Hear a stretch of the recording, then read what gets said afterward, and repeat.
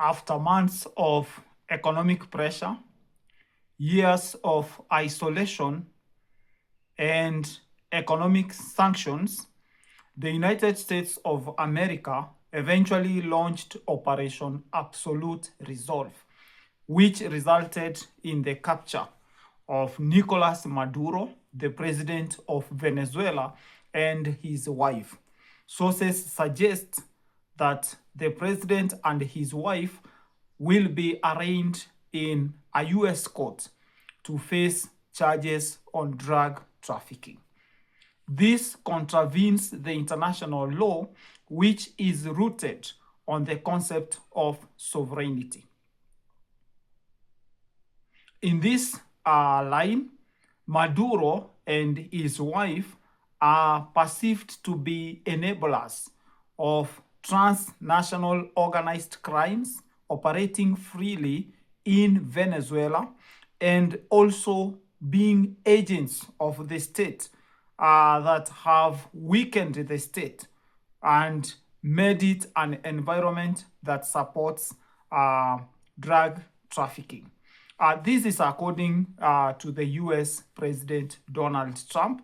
And of course, existing evidence points to the fact that Venezuela has been defined as an environment that is permissive to drug trafficking and narcotics, and that has created a regional challenge. But beyond this drug trafficking issue lies other convincing reasons that have contributed to the ouster of Nicolas Maduro in an operation that is largely defined as a quick extraction.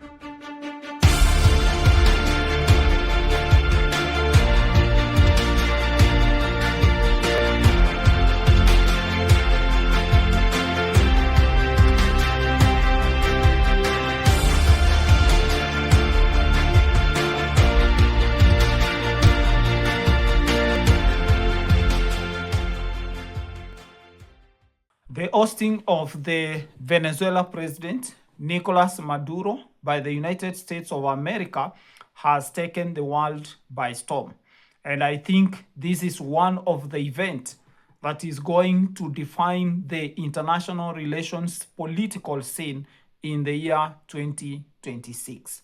Though pegged on drug and substance abuse and the fight against narcotics, there are reasons that lie beyond drug and organized crime issues. And in this video, I'm going to present 5 reasons as to why I think the US invaded and ousted Nicolas Maduro as the president of Venezuela. The first one is democratic backsliding and human rights violations. Over the years, under the rule of Nicolas Maduro, the democratic institutions in Venezuela have eroded. Their effectiveness has been undermined. And as a result of that, most of these democratic institutions have not been able to play the role they are supposed to play in a democracy. As a result of that, this has led to systemic human rights violations, which has triggered the intervention of the United States of America. Initially, economic sanctions were placed on Venezuela to reverse this. And this did not change. And this is something that has been going on for quite some time now.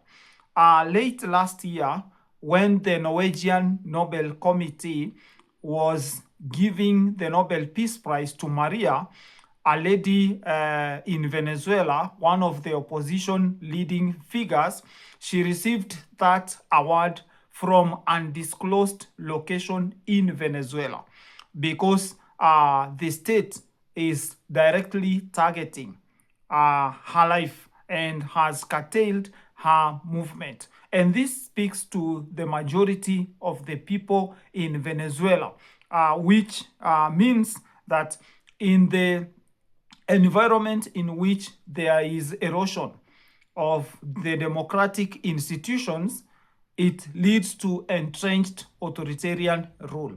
And the fact that Venezuela is a petrol state, which is a state that depends on oil rents to operate, means that oil rents can be used to bribe state agencies, security agencies, and this can facilitate the backsliding of democratic institutions and subsequent human rights violation. And the implication of this is that majority of the people in Venezuela are unable to cope up with this rising trend of human rights violation. Most of them have sought to migrate outside Venezuela. And this has created a regional crisis, and it has also affected the US in as far as the illegal migration is concerned. And we know when Donald Trump came to power,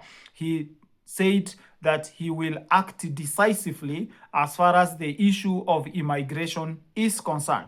And therefore, these fragile democratic institutions have given rise to systemic human rights violations, which has also enhanced the entrenching of authoritarian rule.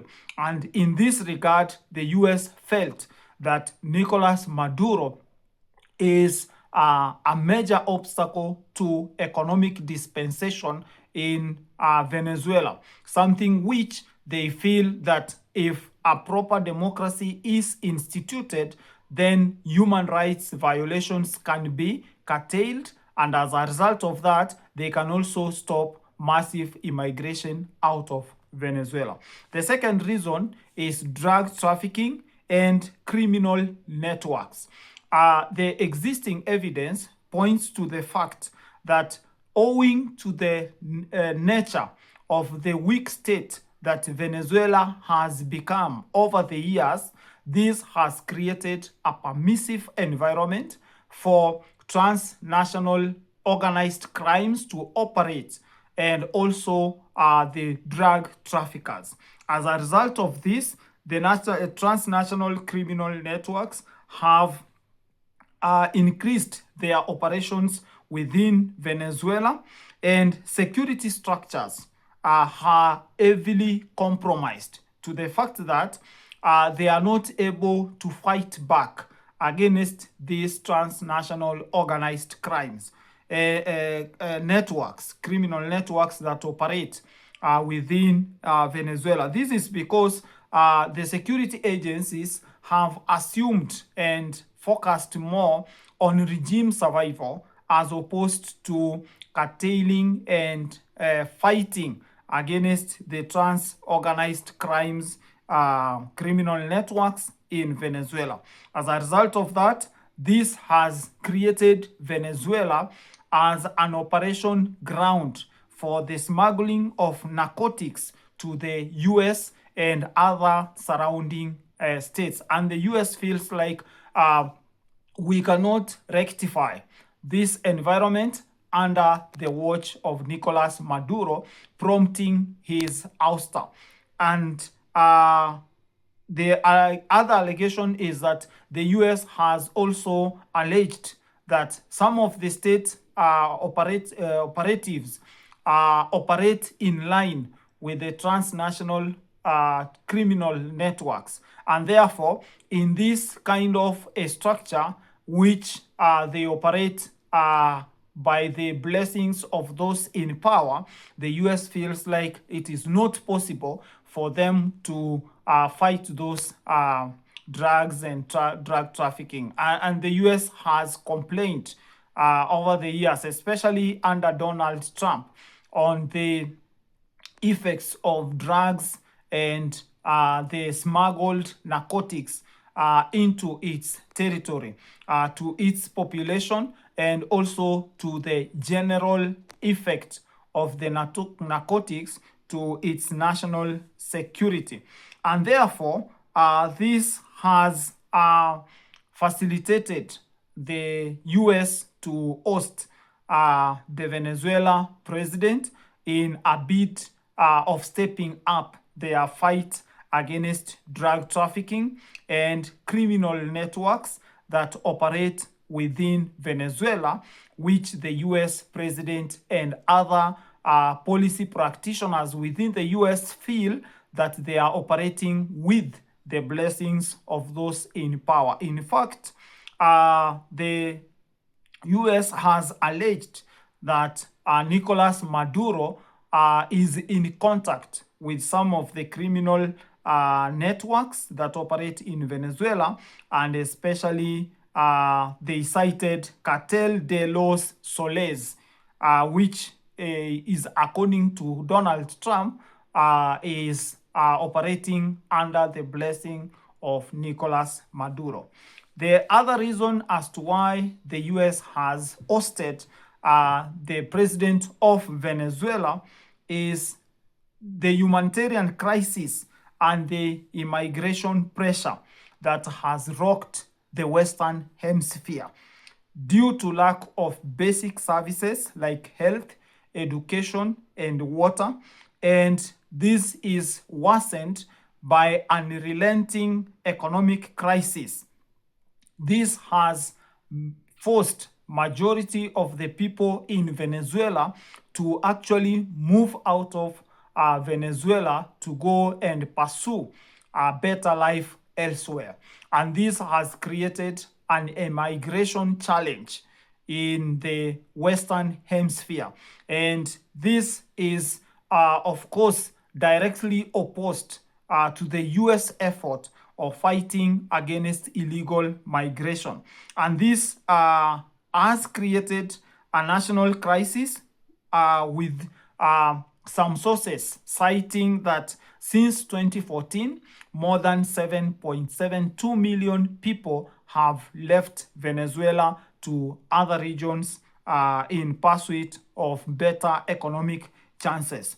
And this therefore adds numbers to the illegal immigrants targeting the US, and has also fueled the movement of transnational organized crimes, which take advantage of the refugee crisis to operate freely. And therefore, the feeling is that the system is totally broken and cannot be repaired. And that means that the US views that the only way of resolving this is to oust the president and then create a new system that is able to counter this challenge.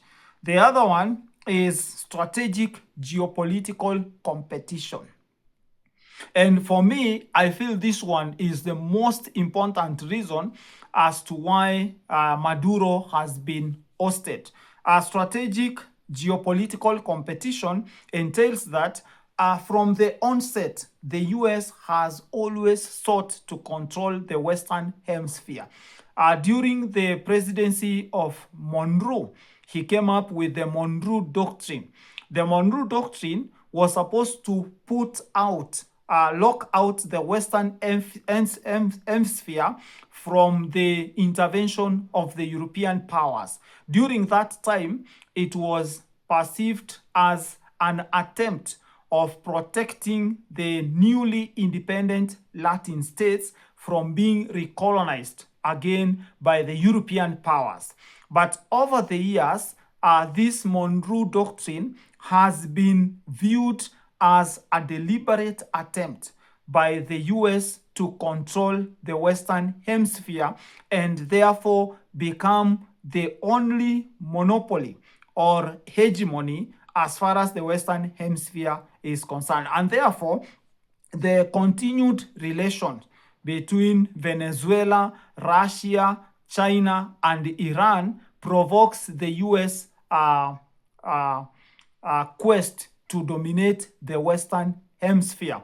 Over the years, because of economic isolation and economic sanctions, the Venezuela president Nicolas Maduro has opted to work with the Russian Federation, the China Republic, and also Iran. When you look at the combination of these three states, these are the three states that are totally opposed to the US foreign policy. And therefore, the feeling from the US practitioners is that under Nicolas Maduro, these other three power rivalries have been invited to play an active role in the politics of the Western Hemisphere, and therefore directly threatening the US in as far as its hegemony over the region is concerned. And as a result of this, the perception is that Caracas' continued interaction with China, Iran, and Russia provokes the US foreign policy, which seeks to dominate the Western Hemisphere.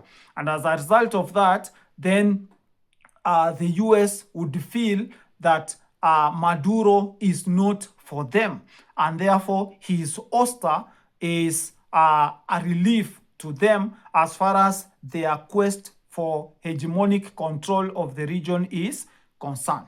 Then lastly is economic interest and control over energy resources. Although this one cannot be argued as a major point, for me, this one is a very critical point. When you look at the Venezuela Republic, they have good natural resources such as oil, the natural gas. They also have the iron ore and also the bauxite, which is a natural resource needed to extract aluminium. And this makes Venezuela economically viable in as far as the US economic interests are concerned. Though Venezuela is the largest holder of oil reserves, among the largest oil reserves in the world, the disadvantage is that this oil is expensive to extract. It requires massive capital and serious equipment. And this has not made it easy for Venezuela to exploit oil to its full potential because of the weak state and the weak economy that Venezuela is. And as a result of that, Venezuela has invited other players like China to assist in this. And it means that if properly extracted, Venezuela can actually be one of the leading oil producers in the world. And therefore, the quest for natural resources, which is an economic ingredient for any state that wants to control global economy, can be a reason enough for the US to fix their eyes on Venezuela and see how to play a leading role in as far as its politics is concerned. The recent offers by Nicolas Maduro to the US as far as the extraction of oil is concerned, with an aim of trying to bring the US on board, and later the counter offer by Maria, the lady who won the Nobel Peace Prize of 2025, indicates that the natural resources are at the center of the US-Venezuela relations, which we can say by now have gone south. And therefore, there could be a feeling by the US practitioners that Nicolas Maduro is an obstacle in as far as their exploration of the natural resources of Venezuela is concerned. And therefore, his ouster can be something that can be pursued now that they would not be able to strike a deal that the US felt would be a win-win situation. And therefore, natural resources and the quest to control oil resources, energy resources, for me, I think that is a huge factor as far as this ouster of Nicolas Maduro is concerned. Now, with the ouster of Nicolas Maduro, it's like there is a power vacuum in Venezuela. We will wait to see what plans the US has in place as far as the future of the politics of Venezuela is concerned. But to this end, I am strongly convinced that the larger geopolitical game and the quest for natural resources, for me, are some of the leading reasons for the ouster of Nicolas Maduro. And of course, the issue of drug and substance abuse, and Venezuela being a zone, an environment that is permissive for drug and substance abuse and smuggling, and also being an environment that has facilitated the growth of criminal networks and human rights crises, democratic violations, and backsliding. All those are justifiable reasons, but when you look at it from a larger political spectrum, then you can single out the geopolitical game where the US is seeking to control the Western Hemisphere as it was under the doctrine of Monroe, and the quest by the US to control the natural resources in Venezuela could be among the leading causes for this ouster.